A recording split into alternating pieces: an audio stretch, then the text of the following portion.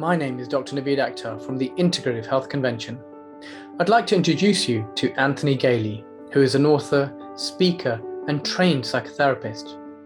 With a career that has spanned over 40 years, Anthony has hypnotized literally thousands of people and has had the opportunity to study the secrets of the top performers in every field. As a corporate hypnotist, he has delivered keynote speeches to Fortune 500 audiences and major associations, during which he demonstrates the power of the subconscious mind and teaches the audience valuable lessons on how visualization can help achieve their goals.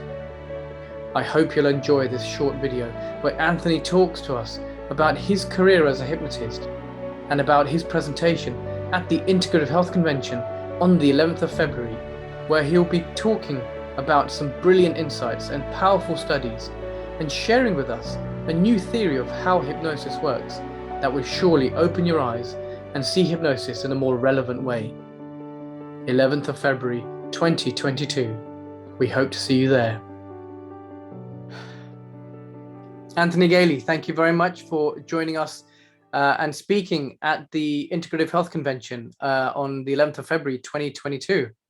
Our viewers would like to know, and I'd like to know, can you tell us a little bit more about Anthony Galie and how you got into what you do?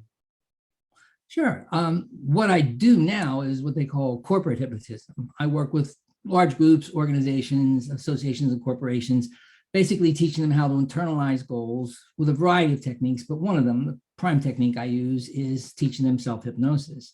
I've been involved in hypnosis in one way, shape, or form since I was 8 or 9 years old. I began studying it as soon as I could get my hands on some books. And when I was old enough, I would take courses in it. When I went to college, I was a lab assistant to a professor that was actively studying it. In graduate school, I continued my studies. After that, I went in first as a hypnotherapist, did that for a number of years in Fort Lauderdale, Florida. Then I moved out in 1980 to Hawaii. I moved to actually fairly remote corner of the Hawaiian Islands.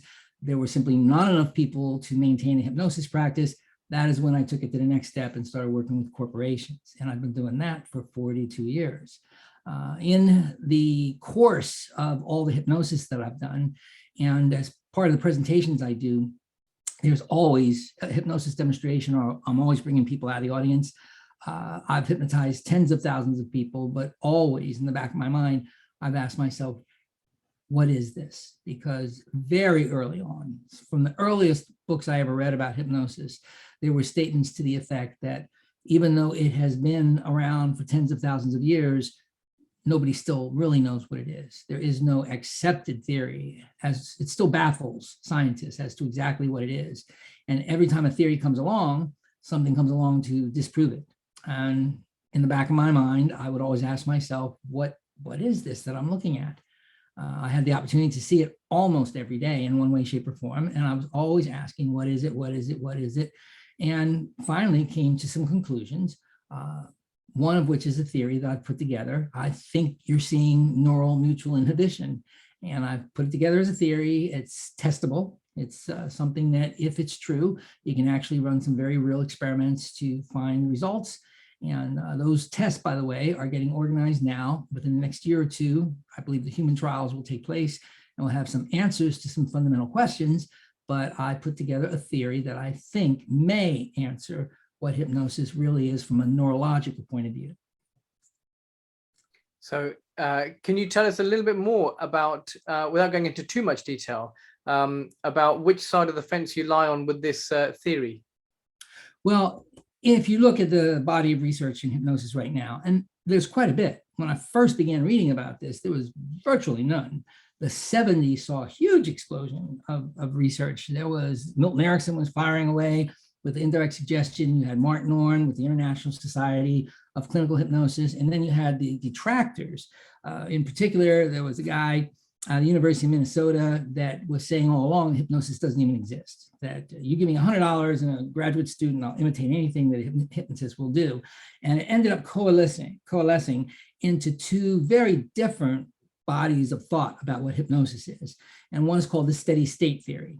And those proponents are saying that this is real. There's a neurological change that takes place, even though we haven't measured it yet or haven't found it yet. when a person goes into hypnosis, it's different, qualitatively and quantitatively different than normal consciousness. It's called the steady state proponents. But the other side are saying that, nah, there is no such thing as hypnosis. People act like they're hypnotized.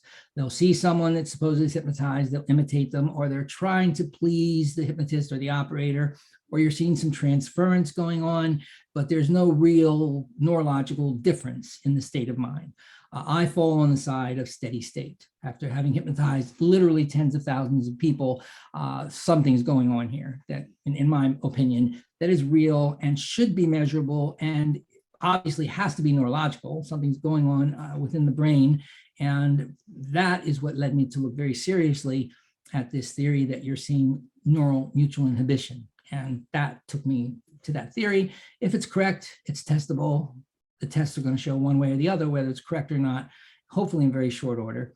But it is new. No one has ever looked at it that way. Current theories now are looking at different networks of the brain, the executive control, default mode network, and the salience network interacting with functional connectivity. That happens to be the current theories out there in terms of neurological. What I'm proposing is somewhat different. The tests will be run, and if they point in the direction I'm pointing at, it'll open up a whole new area of research. So I'm kind of excited about it. But there have been 500 theories. You know, statistically speaking, I stand the most chance of being incorrect. But if it's correct, it's a new way of looking at it. It's exciting, it's different, and it would open up a whole new area of research. If what I'm proposing turns out to actually be correct, it would open up a whole new field of research in hypnosis. It's very interesting, and you know, hypnosis has been around for thousands and thousands of years, and like you say, hundreds and even tens of hundreds of theories have been proposed with hypnosis. What you are proposing in the hypothalamus, this switch, can you tell us a little bit about if this switch does exist, and if we can affect this switch in some way, shape, or form?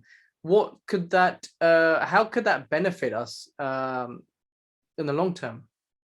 Well, the group that will ultimately end up funding my experiments are drug companies. And in particular, they want to know about pain control. They're looking for different forms of pain control. And as I'm sure you know, as a doctor, the most common use of hypnosis therapeutically is and has always been pain control. And if my theory is correct, that there is a neurological switch that would turn the hypnosis in one direction or the other, if that is correct, then theoretically, if you find the cells that are doing that, you could throw the switch to put a person in hypnosis and theoretically keep him there longer or put him perhaps in a deeper state, which would facilitate therapeutically more pain control or habit control like smoking, weight control. The implications there would be that the therapeutic benefits that you get from hypnosis could be increased or magnified. But the reverse is also true. There are times when you want people not going into that state of response attentiveness. If they're operating complicated machinery or flying an airplane, you don't want them trancing out. And if, again, the switch that I propose exists, theoretically, you could throw it in the other direction where they're not daydreaming and not going into these trances when you don't want them to, and increase a person's effectiveness on the job or on the tasks they're trying to accomplish. So that would be the immediate implication. But there's more than that. If there is this neurological switch that I'm proposing, what's it connected to? When it switches to turn the hypnosis on, what neural pathways, where are they going, and what parts of the brain are specifically being affected, either activated or inhibited? And the same is true with what we call normal consciousness. And that is not that much terribly different than what they're currently looking at with the salience network, the default mode, and the executive control, but they're not looking at it that way. They're looking at it with what they call functional connectivity. I'm looking at it in terms of mutual inhibition, which, to the best of my knowledge, I can't find any literature that has proposed that or looked at it in that way. So if you find the switch, it has a broad range of potential implications in terms of how it could help people either stay more conscious or facilitate getting into the trance. But I also think, if it's correct, it may lead us or help lead us to finally discover what this state of mind really is. And if it is a state, a true different mental state, what parts of the brain are involved in producing that state, which is different than what we might call normal consciousness. So it has all kinds of implications, but there has to be a first step. And the first step is the theories that are the experiments that I have proposed. Fantastic. Well, having practiced hypnosis and hypnotherapy for a number of years now on the patients that I see on a regular basis in my GP practice, I, for one, am very interested to hear your theory and your stance on this topic, as are a lot of my colleagues and friends who are attending this convention. So thank you very much for speaking with me today. And we look forward to hearing more about this at the Integrative Health Convention. Thank you for having me, Doctor. It's a pleasure doing it. Thank you very much. Take care. If you like this video, then please give us a thumbs up. And don't forget to hit the subscribe button so you can keep up to date with the latest videos and interviews from all the speakers who will be joining us at the online Integrative Health Convention 2022, going live on the 11th of February. Take a look at the exciting speaker lineup by clicking the link below to book your ticket now. Look forward to seeing you there.